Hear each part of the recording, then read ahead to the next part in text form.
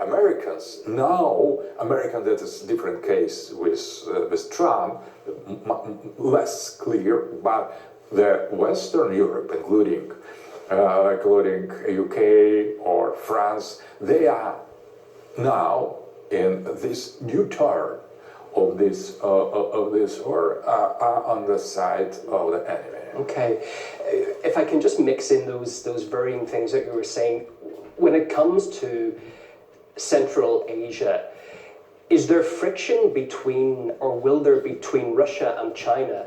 Xi Jinping is one of the main guests, of course, at the commemorations here in Moscow.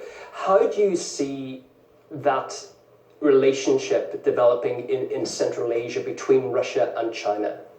So I think that there are some minor contradictions, but normally I think we share. Russia and China, we share the common vision of the future of development of the Central Asia. There is no the real opposition or hostility there. So before, when the project one road,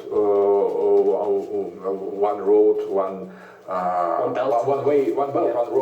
initiative was somehow directed against us in order to link China to Europe, we considered participation of the Central Asian country in this project, or purely Chinese project, as something that went against our interests. But now, in the context of the project of greater Eurasian project, that was announced by Xi Jinping and Mr. Putin together, we have joined Russian interests, geopolitical interests, and Chinese geopolitical interests, adding some important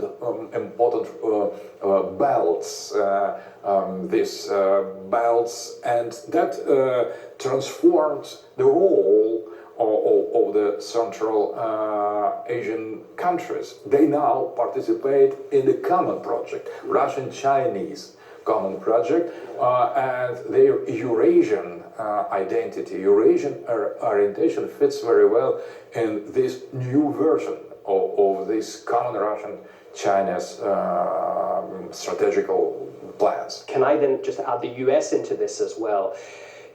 Particularly when it comes to Donald Trump, his administration, it's been called his tactics when it comes to Russia is like a reverse Kissinger, using Russia to contain China instead of the opposite way that Kissinger did. Will that work? Will Russia increasingly go more towards the US, or will it try and play itself as the main, in a geopolitical space, a very important role in the midst of that?